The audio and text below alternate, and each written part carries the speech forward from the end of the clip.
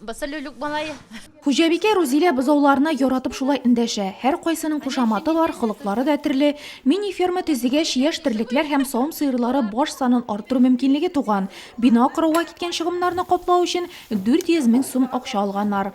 Марсель механизатор булып эшләй, үзем терлекчелектә эшләдем. Менә шул терлекләргә гашыйк. Инде ул шулар янында үскәч, безнең тумыштан килә. Безнең өчен инде аларны асрау авыр түгел, чынлап торып яратып карыйбыз. Хәзер Кыямовлар хуҗалыгында 16 баш мөгезле эре терлек. Аларны карарга һәм ашатырга уллары азат булыша. Кыямовлар әйтүенчә, терлек туардан кергән табыш балалар һәм оныклар өчен матди ярдәм ул. Гаилә башлыгы аеруча үгезләре белән горурлана. Үгезләрне үстерәбез, иткә туган тумашалар алалар инде, шуларга ата сатабыз.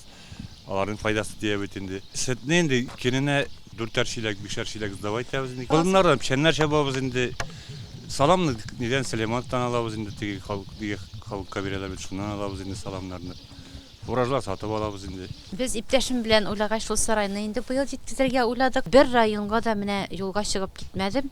Килеп алдылар, китереп куйдылар. Документларның барсында үзләре эшләп бирделәр. Без бу акчага эштерлек алдык инде. Безнең 5 баш сыеры, менә 8 баш булдырдык. Тагы да әле исәп бар. Менә булар Сементальский породалар. Итникеләрен. Авыл җирлегенең тагы бер уңганы Фәнис Сафиуллин шәхси ярдәмче хуҗалыгын 4 ел элек киңәйтә башлый. 2019 елда ул шулай ук дәүләттән ярдәм ала. Бүген аның каралты курасында 15 баш савым сыеры, 30 баш таналар һәм үгезләр, шулай ук 6 ат. Кышкыга нибары 14 яшәүче генә калучы иске авылда ул бердән-бер мини-ферма хуҗасы. 400 мең без аны алдык та таналар алдык, алар без аладылар хәзер.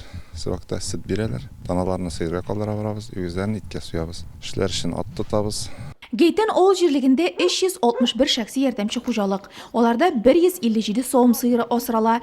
Мини-ферма төзү һәм терлекләрнең баш санын арттыру планын 4 кеше гамәлгә ашырган инде. Башкаларга да үрнәк күрсәткәннәр. Еще у нас 2 семьи. Тагы 2 гаилә субсидия алырга әзерләнә, документлары әзер, гаризалары бирелгән, финанслауны көтәбез. Шәхси ярдәмче хуҗалыкларны үстерү, мөгезле эре терлек баш санын арттыру ул эштә, өстәмә керемдә. Дойных коров. Нурлат районында 12 меңнән артык шәхси ярдәмче хуҗалык исәпләнә. Субсидия бирү программасы эшли башлаганнан бирле 70 кә якын кеше үз хуҗалыгын киңәйтә алган.